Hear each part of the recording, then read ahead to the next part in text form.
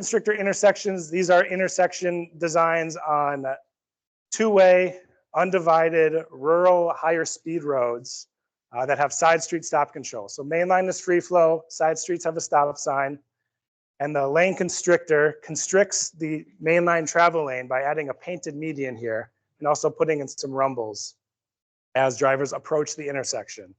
The thinking behind these is as people on mainline approach the intersection here, they see their lane gets narrowed, maybe they start decelerating a little bit, coasting a little bit, or slowing down somehow as they approach the intersection to improve safety at the intersection by just having people come in a little slower, not coming in so hot.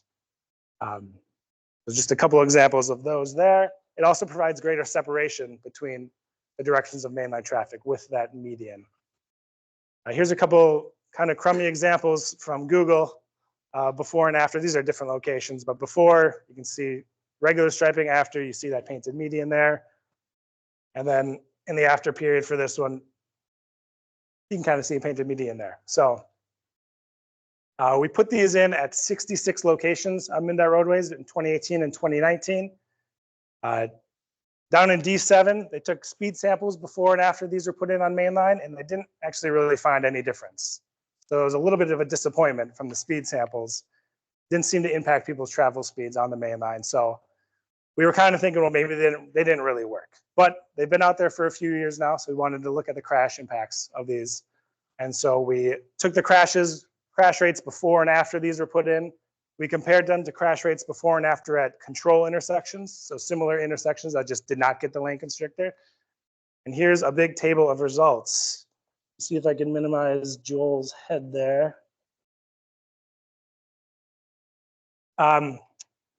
So here's a big table. I'll walk through this quick. These are our change in crash rates for the locations that had lane constrictors added, change in crash rates for our control intersections, and if the changes were statistically significantly different from each other. So for total crashes, we actually saw a 7% increase in crashes at the lane constrictors, but a 9% at the controls. So our after period was 2020 to 2022. So that's why we pulled the control set, because things went a little crazy in those years. So that's why we're just comparing our controls. No difference in the change in total crashes between the two groups. Fatal and serious injury crashes saw a drop at the lane constrictors, slight increase at the controls. This is the number of crashes we had, just for reference, 8 before, 7 after. So not a huge change, but it's always good to see a drop in KAs. Not statistically significant at the 95th percent confidence interval, but it is at the 90th.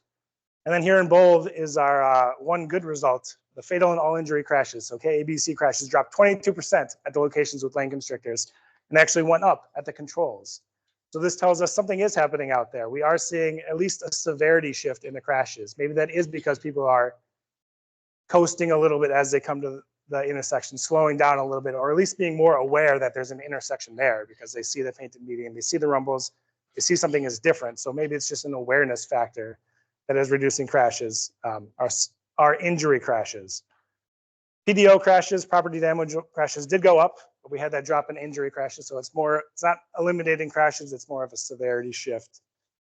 Head-on, sideswipe, opposing, and angle crashes didn't really change too much compared to the controls. So it's not like a slam dunk traffic safety strategy here, but it is promising. If we're seeing a 22% drop in injury crashes, all you have to do is repaint the median, put in a couple of rumbles. It definitely seems like something to keep in mind for your rural intersections.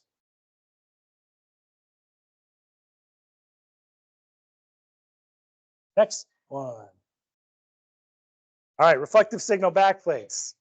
These are 3 signal heads. Can you tell what's different between them? The backplates. So this signal has no backplates. This one has black backplates. Say that fast, black backplates. This one has retroreflective tape applied to the backplates. So the FHWA, Federal Highway Administration, has retroreflective signal backplates as a proven safety countermeasure, saying it will reduce crashes by 15% when you put them on. The whole purpose of that retroreflective tape is just to increase the visibility of the signal head, daytime and nighttime. They're retroreflective, so when your headlights hit them, they pop at nighttime. And so we heard 15% reductions in crashes just for adding tape. So we put them in a bunch of locations. It seems like a great deal. Put them in 120 or so intersections including at 102 MnDOT signals in 2019. So these have been out there for a few years. We're curious, how did they work? So like the lane constrictors, we took our before and after crashes, and then we also grabbed control intersections, took the before and after crashes at those. Again, these are all just on MnDOT signals, no city or county signals here. And here's the results. And you might notice nothing is in bold and nothing is statistically significantly different. So total crashes at the reflective backplates didn't really change, but they also didn't really change at the controls. Fatal and serious injury crashes actually went up a little bit at the reflective locations, but again, we're dealing with small numbers, not statistically different from the control intersections. All injury crashes dropped a little bit, rear end crashes dropped a little bit, angle crashes went up at both locations. So not really seeing the results that we were hoping for. I mean, maybe it was a little too optimistic to think that tape would solve our problems, but it was definitely worth a try. The one result that's maybe promising is these darkness crashes. So you can see they do pop out at night. We did see a 5% reduction in darkness crashes, so crashes that happen outside of daylight hours, compared to a slight increase at the controls. So I'm not counting these out yet. I think maybe we need to do a little bit more analysis. And again, this was just on MnDOT signals, which already have lighting. They already have black backplates. They already have 12-inch bulbs. They already have a signal head of line per lane. So there was already a lot going on the MnDOT signals. So it's possible that these backplates may be more effective at some smaller locations. So I know a lot of cities and counties have been putting these in. I'd be curious to run these numbers for city and county locations. So if you have locations, send them to me and we can run the crash numbers to see if we're seeing more results on non-state systems. Yeah. I think the Fed results are the fact that a lot of places have really junky signals on. Sure. In Minnesota, the fatal crash rate is 1/2 of the national. So we're already ahead of the game compared to us. Yeah. Yeah. And that's why I think that's probably true. Yeah. It was optimistic of us to think we could get more, but it's worth a shot. Yeah. All right, last one I'm going to talk about is J-turns. I've talked about these before, so we'll kind of breeze through it. We did some additional analysis that I'll get to. J-turns, rural expressway intersections, you kind of got to make a J. If you turn your head to the left, it kind of looks like a J as you go through the intersection. The main feature of these is you're only dealing with, minor road is only dealing with one direction of mainline traffic at a time. You don't need to find that magical gap between two opposing directions of high-speed traffic with a wide median. We see a lot of angle crashes on the far side here as people are going through and getting hit. They navigate that first gap right, but they mistime the second gap there. So J-turns push you around, with the whole goal of J-turns being to reduce angles and severe crashes. So again, just jump into the results. We did a before-after analysis at J-turns, compare those to some non-J-turn intersections. Fatal and serious injury crashes at the J-turns dropped by 2/3, where they did not change at the controls.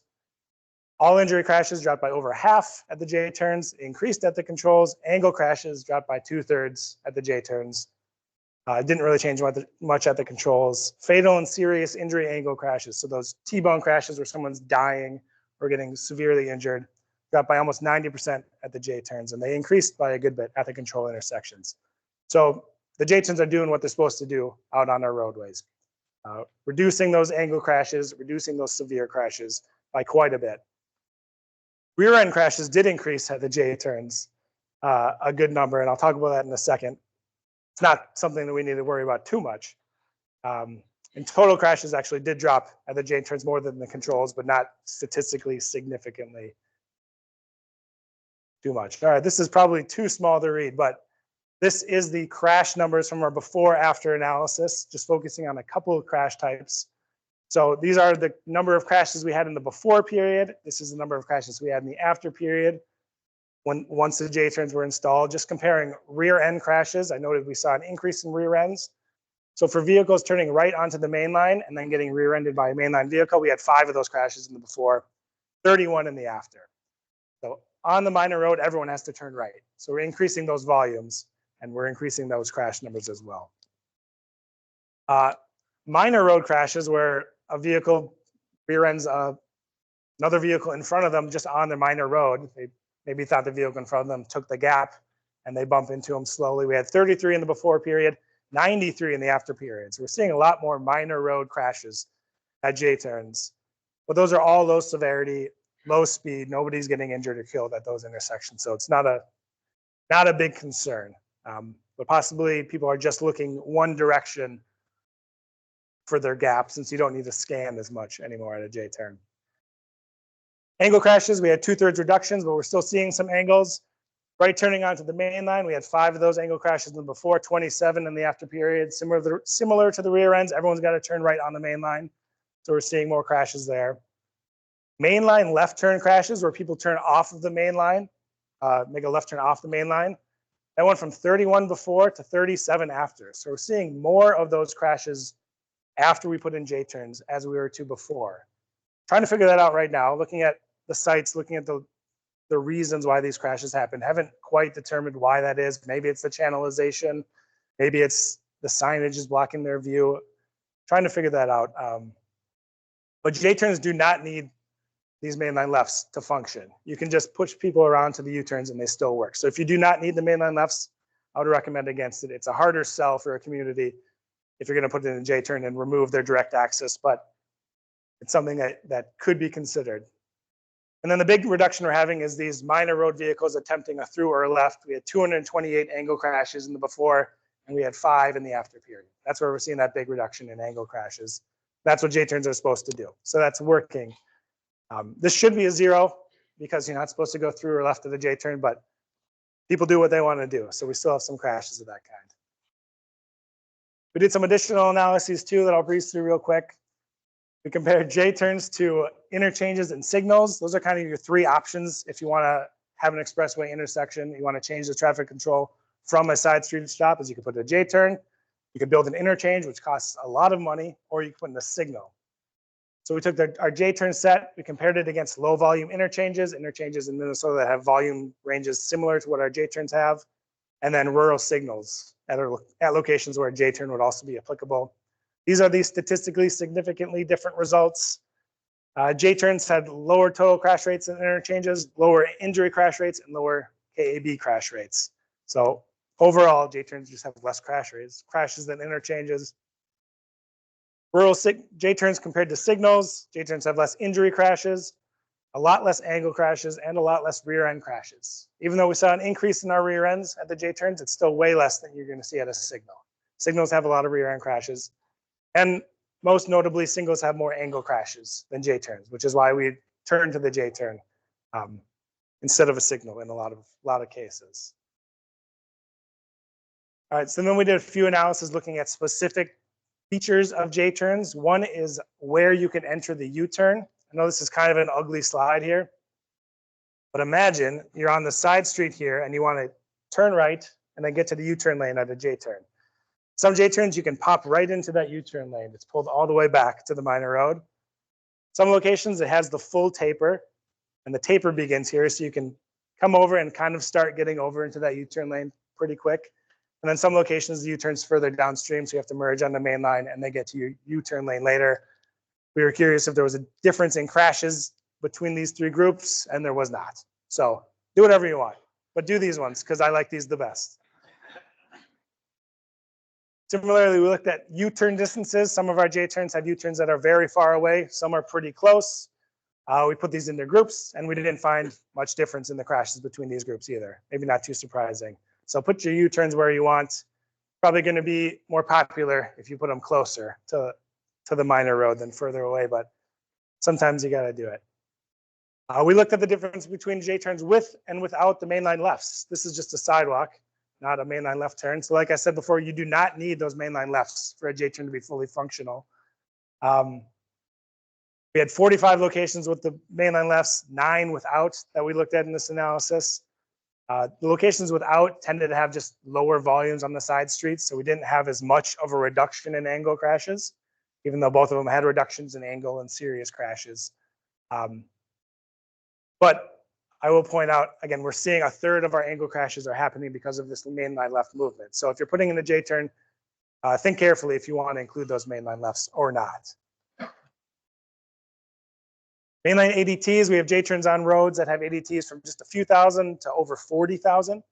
And so we were curious, are they operating differently at those different volume thresholds? We grouped our analysis sites into 3 groups, 0 to 10, 10 to 20, or 20,000 plus ADT.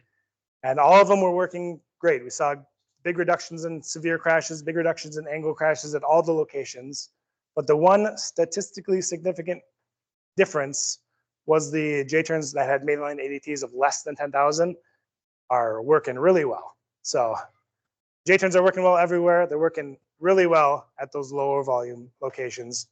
100% reduction in severe angle crashes at those locations. And lastly, commercial vehicles. We get questions a lot about how J-turns impact commercial vehicles. So we just did the before after. With commercial vehicles, all of our data is based on officer submitted crash reports, all the crash data. So if the officer said it was a commercial vehicle, it's a commercial vehicle. That's how we categorize those. Total crashes had a 22% increase. Again, we're not dealing with huge numbers here, but did see an increase in commercial vehicle crashes, but we saw decreases in severe and all injury crashes involving commercial vehicles at J-turns. So again, I guess that's one of the trade-offs we're having. A slight increase in crashes, but decrease in severity, which is something we'll take. All right, that's my 5 evaluations. In summary, sinusoidal rumble strips, not as good as rectangulars, but I can't technically say that. So put rectangulars where you can, sinusoidals when you need to.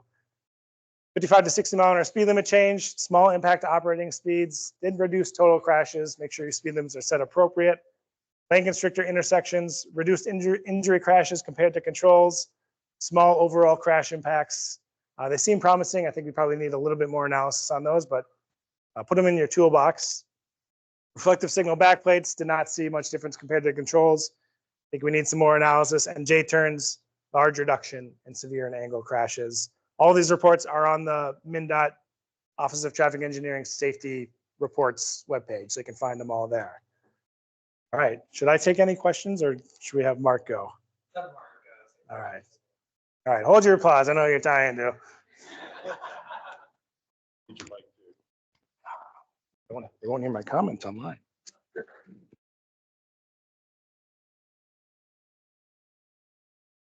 All right, so now that he's done, we eventually get to talk about speed and weed. So, welcome to our dog and pony show. Max and I march this out every once in a while as needed.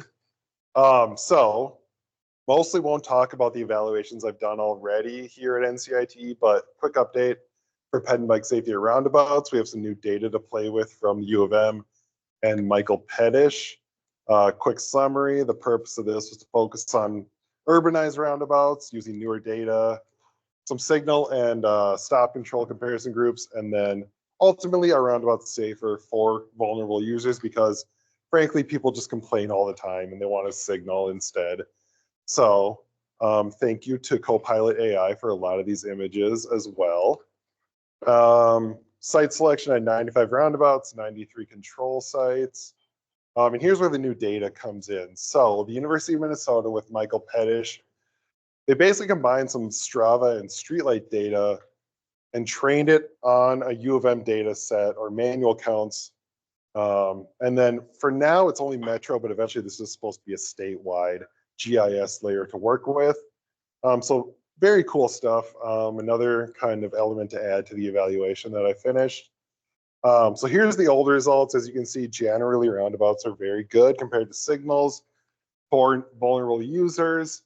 And the new data tells us pretty much the same thing. Now, the thing about this is it's only for general differences at this point. Don't take the zeros there and say, oh, roundabouts are never going to have a crash, because they do eventually.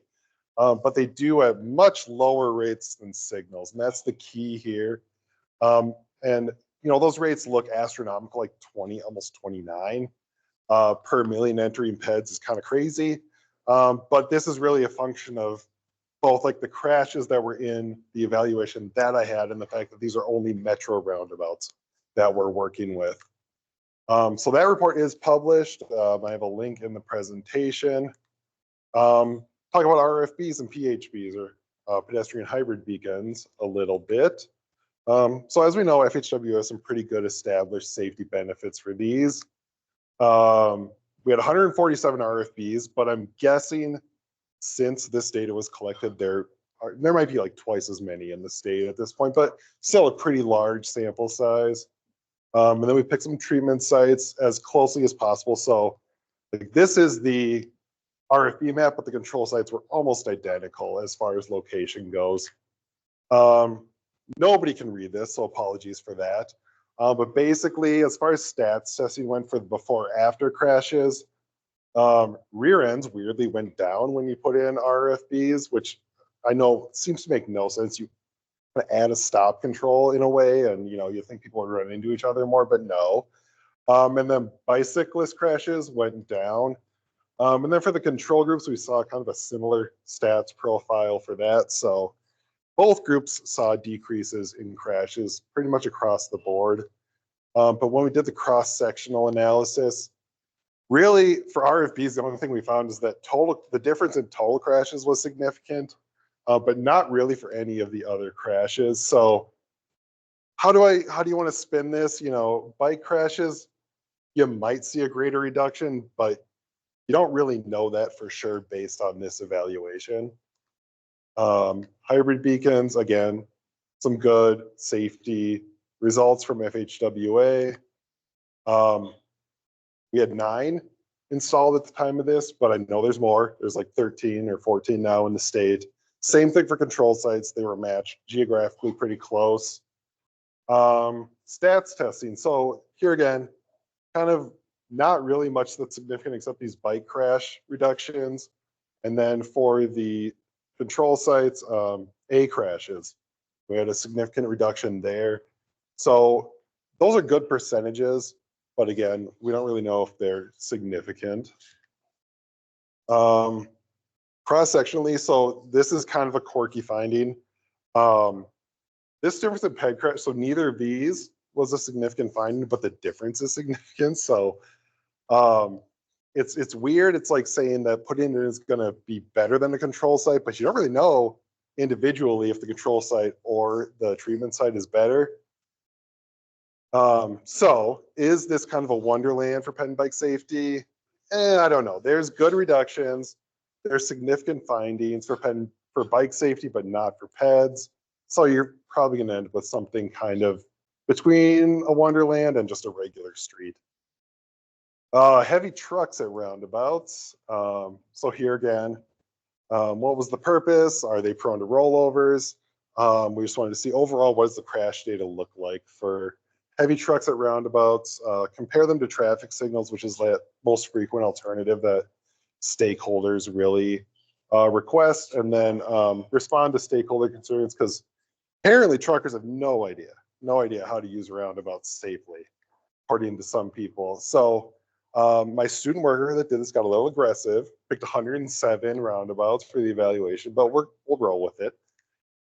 Control sites, we had 95. And a quick summary, pretty good results. Generally, as far as injury and fatal crashes go, roundabouts are much better for trucks and heavy commercial vehicles than signals are. This is the key right here, this 47% reduction.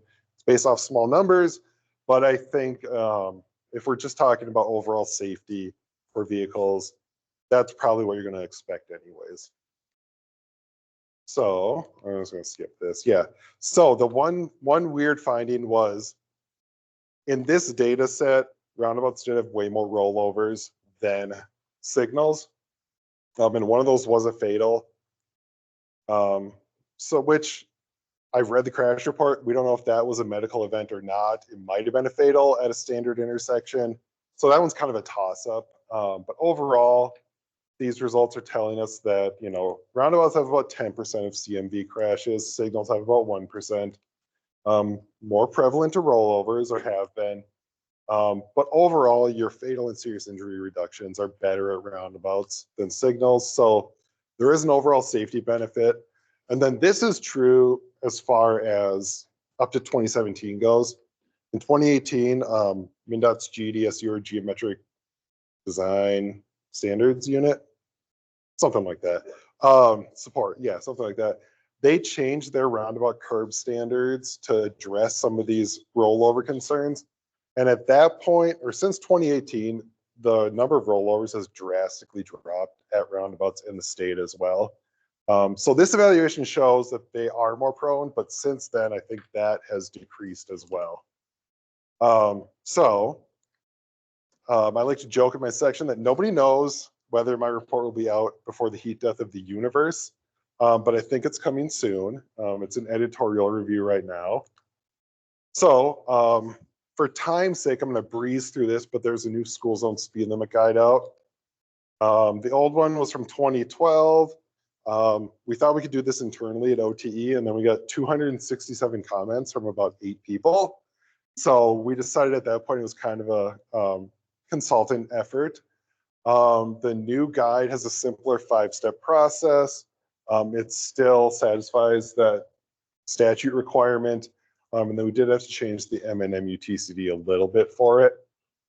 The statute, we have a wide variety of what speed limits could be in Minnesota for a school zone. 60 is, if you have a 70-mile-per-hour act grade with a school on it, you could have a 60-mile-per-hour speed limit. I don't recommend it. And then it's, local authority, when and where. This was informed by these 2 transportation research syntheses. So this one shows that school zones, you're going to get a decent but single-digit percentage reduction in both fatal and serious injury crashes, and then also speeding might go down by about 1 mile per hour, or speeds in general. Speed safety cameras, we added that on as a research element. That was crazy good as far as findings go, about a 20 to 60% reduction in fatal and serious injury crashes. And then also, I think threshold speeding, which is if you're going 10 miles per hour or more over the limit, depending on the study, about 30 to 85% reductions. So the 4 things that came out of that first TRS, a school zone speed limit is most effective when you have 20 or lower, because that minimizes that severity for vulnerable users. You don't want really more than a 10-mile-per-hour difference, but 15 is kind of acceptable. If you're going to have to go to 15 or more, use buffer speed limits, which is almost like stepping down, but with more appropriate signing. And then redundancy with countermeasures, like if you can, geometric changes or some changes in signing and other elements of the roadway. This was guided by what I affectionately call the Wolf Pack Project Advisory Committee. Lots of people from MnDOT, but then a few from state aid, the consultant, cities and counties around the state. Few meetings, et cetera, et cetera. So one of the bigger changes was, this used to be in the MnMUTCD that you had to use, it was a standard to use the old school zone guide.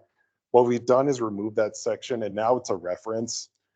And that's really because, honestly, if a bigger county or agency wants their own process for establishing school zone speed limits, we're not going to force them to use this school zone guide. They can do whatever they want as long as it meets that statute requirement. And that's really all that change was. I'll just go really quick through these. So here's the 5-step process. School route plan, crash history. You actually start with kind of selecting the school zone speed limit, and then you kind of go through the investigation. So here, this is the one main thing. This chart has 3 conditions on it. This is C1 is the easiest condition. Basically, it meets all those best practices that I talked about a few slides ago. And ultimately, that doesn't really require a full investigation as far as this guide goes. Conditions 2 and 3, you're meeting either one, you're either not meeting all of them or not meeting any of them. So then you have to go into the deeper investigation. So if you're in C2 or C3, here are some of the elements and considerations you want to go through as far as the school zone guide goes. And Appendix A of the guide now it lays out pretty much in detail what you want to collect for every element of this investigation. So once you design it, one of the keys is to keep your school zone as short as possible. We found that for every 500 feet, you have about a 1 mile per hour increase in operating speeds. And then there's other factors, signing, hours of operation, et cetera. Implementation, you can report this to MnDOT if you want to, but that appendix is also for your own record keeping purposes if you're working for a city or a local agency like a county. Here are some countermeasures. So there's FHWA, there's MnDOT guides in there, and then some other safe routes to school stuff as well if you're considering other countermeasures. List of appendices, you can see it on the YouTube. So the fun stuff. The traffic safety and marijuana laws. So obviously recreational was not legal until recently, but because a number of states had been legalizing it recently and Minnesota was interested, that drove the need for this research synthesis as well. So Ohio became the 24th state, and here's a pretty good map of states that I don't think has changed since I put this slide together the first time. One interesting thing is that 7 of 10 Americans already think that recreational use should be legal. So this map is probably going to expand eventually. Not that that matters for our TRS, but I think it's just interesting. So basically, I have these research objectives listed, but basically what happens when you legalize recreational marijuana use? Have fatal and serious injury crashes increased since the legislation? So the preliminary findings, first of all, everyone's out to get you if you do enjoy it. Recreational actually saw an increase, but medicinal use did not see an increase once that was legalized. And those findings, this was from the lit review. The agency survey findings were pretty much the same. And then we also surveyed states that are going to pass these laws soon, and they had pretty much the exact same concerns. They're worried about fatal and serious injury crashes increasing. I just reviewed the final draft of this report, so it should be published by the end of this month. And there we go. We have 7 minutes for questions. Yes, Max. Do you think it should be Oh, so Max asked if I think it should be legal. As the bad boy of OTE, I don't think I can say no to that question. So let's just leave it at that.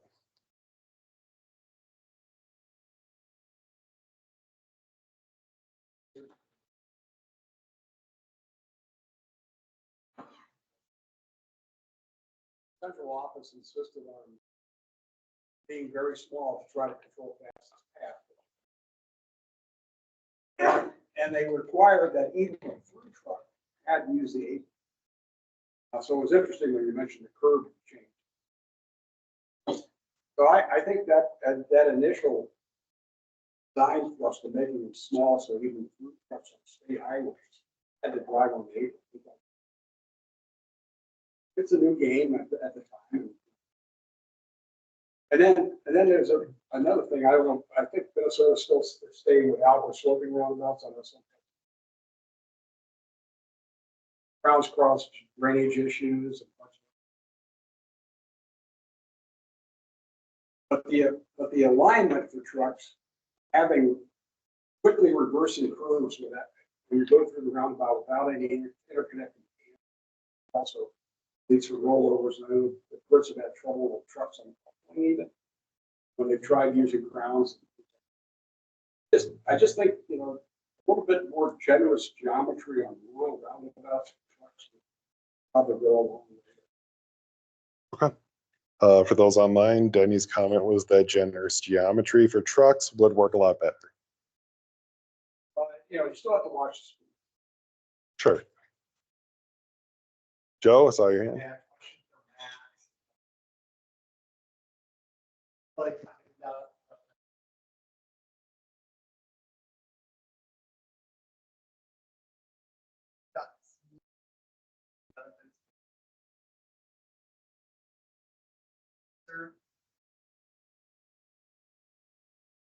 yeah. So we kind of looked at obviously the 2 separate groups, but even looking at different locations, we didn't see any negative outcomes from tightening them up, removing those main line lefts. And so, that is kind of going to be the default is just the U-turns and then bring them in as close as you can. Yeah, you don't need the full taper to get to the U-turn lane. Now, well, that would be telling me. We looked at some locations around this. And weeding started to be a problem. It started. Sure, yeah, I guess, yeah, if you're looking at like Lake Elmo, that might be a different scenario, yeah.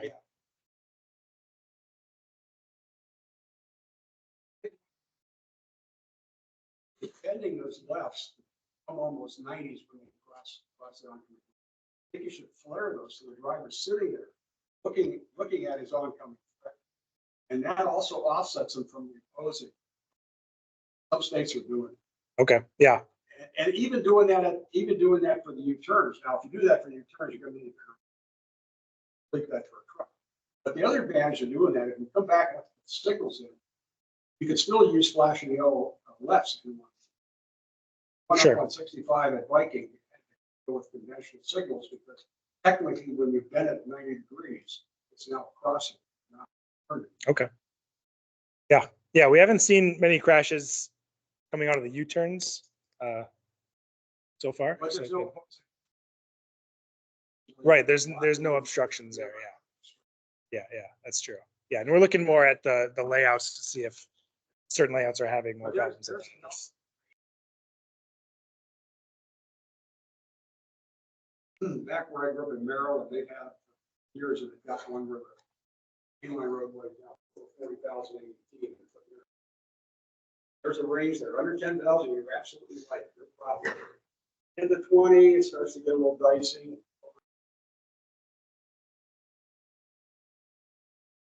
Is MnDOT looking at pedestrians at day 2 or 3?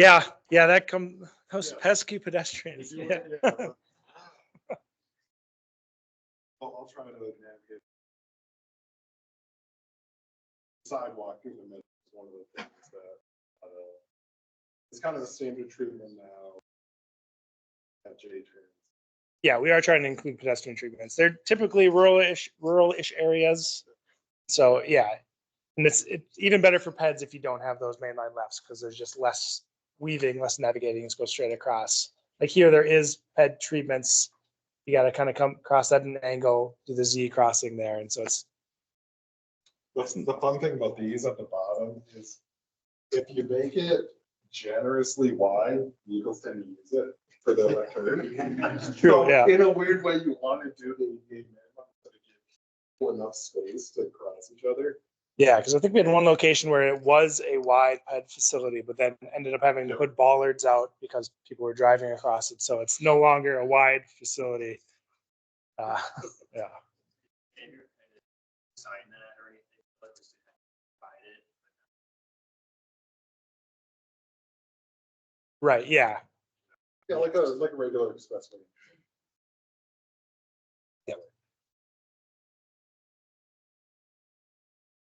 That was great, guys. Thanks. I want to go back to the RFP.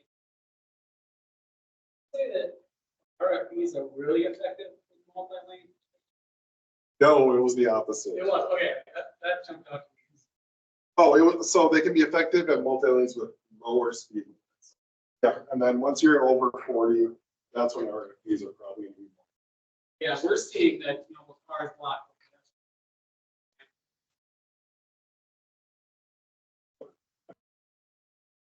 We are at the top of that hour, so let's give our speakers a hand.